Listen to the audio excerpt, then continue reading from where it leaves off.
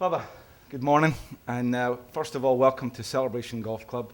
This is our grand opening of our Ping in-flight fitting and teaching center, and personally for me, thanks for being here.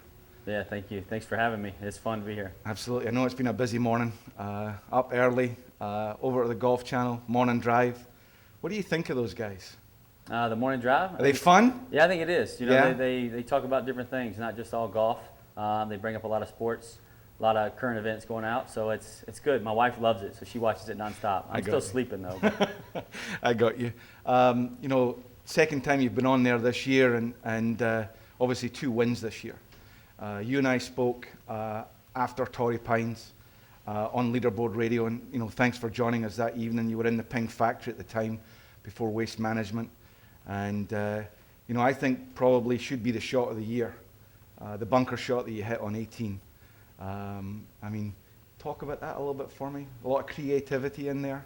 Well, it's one of those things where, yeah, it was a tough shot because of the situation. Yeah. But as a pro, just if you were out there every day just goofing around, you see the slope and you play it off the slope. So I had to pick my club up real fast because of the lip of the bunker, and then just come straight down on it and pop it out. And it just takes the contours of the green and slopes towards the pin.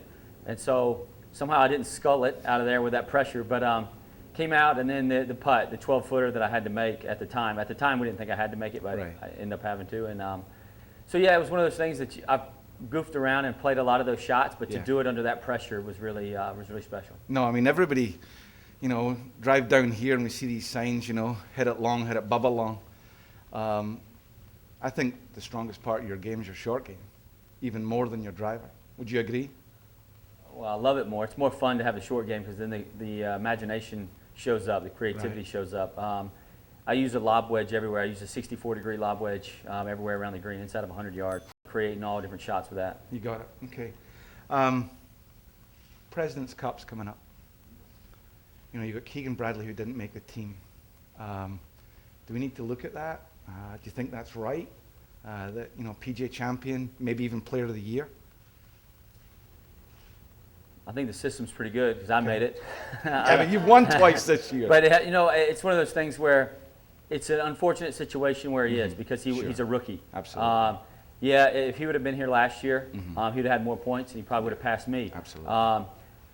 So it's a tough call. I think it's fine. I think the points, you make the top 10, you get it, and then you get 2 picks. The picks don't have to be 1, 2, or 11 and 12. They can be whoever he wants. And Haas was really close on points and then backed it up with a win. He had to win to make the team, and Freddie said that, and he did it. And so it's one of those things where it's a tough situation, and somebody's always going to be left out. Of course. Number 11 usually left out, number 12. So it's a tough call. I'm glad I'm not a captain. No, exactly. I think it's a unique occasion, and it may happen again. A lot of talk about long putters. You look at the last 5 wins so far. Should they ban them? Should the USGA and RNA have to do something? Have you any thoughts on that? Have you tried a long putter?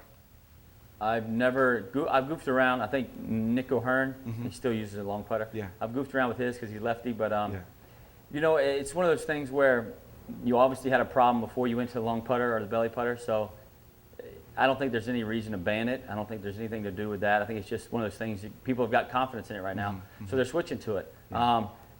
But like Webb Simpson, he's been using it for years and years, so it's not anything new. It's just his golf game's been to a new level now.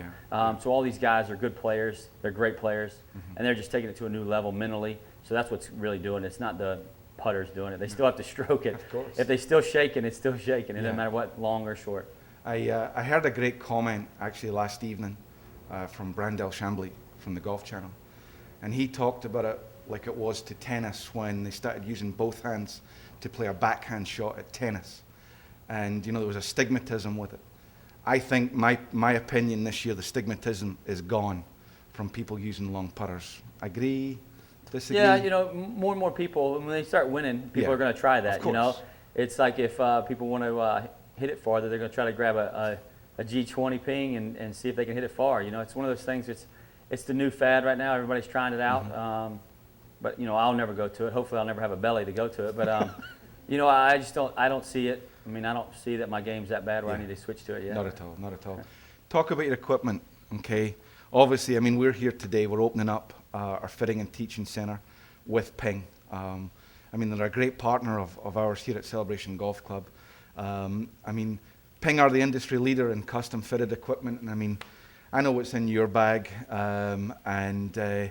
you know, talk to me about that relationship. Is it a trust relationship that you know that you completely trust your equipment? Yeah, it started back when I was 8 years old. I played Ping since I was 8. I've had a junior set. That was the first ones to make the junior sets, weighted for a kid. So I started playing them back then, and then growing up, I've never played anything else. So I trust them. They've been with me every step of the way on golf. They've treated me well. They treat me like part of the family. But being a custom fit to you, your body type, your height, your weight, your length, whatever, they've engineered it perfectly to fit me, and so far it's working. So I'm going to stay with them until it quits working, I guess. Exactly. If it ain't broke, don't change it, you know. Bubba, what's next for you? You know, major championship. Is that what's going on in your head, thinking 212, let's go do it, work harder, work around my schedule? Have you started to think like that for 212 yet? Yes. Started thinking about that a long time ago. I would love to win a major. I'm giving it my best effort, but I'm not going to change my schedule around for that. I'm just going to play the same schedule I've always played. But, you know, just I want to win one, but I'm not going to do anything different. I mean, I'm practicing as much as I can. I'm going at it the best way I know how. A year ago, I won one, and I lost in a playoff in the major. And then this year, I've won twice. So next year, you know, I'm looking for just keep moving up. Obviously, I'm doing the right things. We all want the process to go a lot faster, but it takes a while, and you know, I might never win one, so who knows. Bubba, Ping N-Flight, that's the fitting software that, you know, Ping developed, and that's what we have in both these studios here.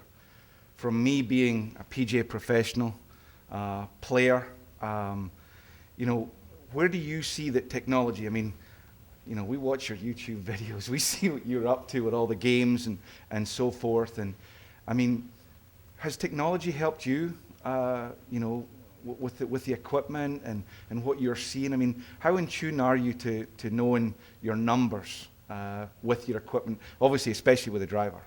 Yeah, you know, it's for me the in-flight is perfect because I love video games. So it's like a video game. I hit a ball and I get to see numbers pop up. But you know, for me, it's really been a help with the drivers. You know, seeing different numbers when the new driver comes out, getting a handful of drivers and testing them, seeing if the weighting's right, seeing if the grip's in the right place. But seeing the numbers and seeing if the shaft's too weak, too stiff.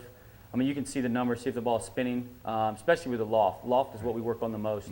If we have too much loft, it spins too much. If we have too little loft, it just doesn't stay in the air enough. And so we're always trying to tweak it, make sure we get the optimal number for me to hit it Bubba long. You got it.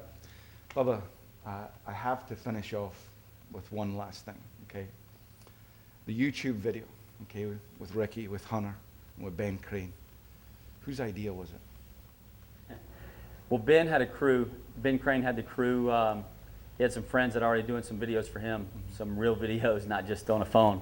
And so we were at dinner. Me, Ben, and Ricky were at dinner. And we thought we were trying to think of some way we could all group together and do a charity thing. And we said, hey, why don't we do a boy band? So it was kind of all of us together. We were all sitting there throwing out ideas.